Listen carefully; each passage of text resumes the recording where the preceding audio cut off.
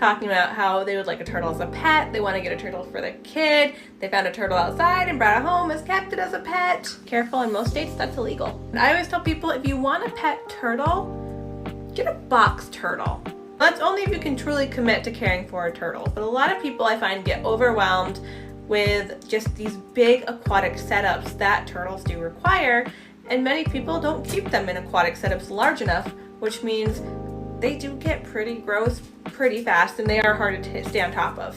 And you can't really interact too much with an aquatic turtle like a slider, so something a little more terrestrial like a box turtle would be a better fit for a lot of people.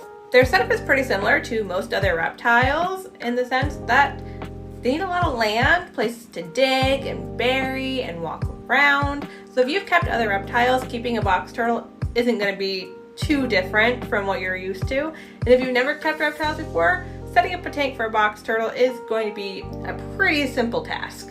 You are going to want a little pool that they can go in and wade in, but you don't need a fully aquatic setup, which makes it a lot easier to maintain them. They also don't need to eat in water, which makes feeding them easier. You can put live insects out or food in a bowl for them to eat out of, as opposed to having to put food inside of their aquatic setup and having potentially a lot of food waste in the water, making your water nasty, like if you had an aquatic turtle.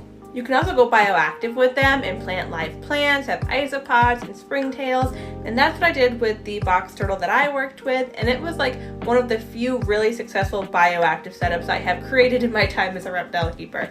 It was awesome. And like I mentioned earlier, they're just better to interact with, especially if you're a family looking for a pet turtle, because you can take them out, let them walk around, you can take them outside.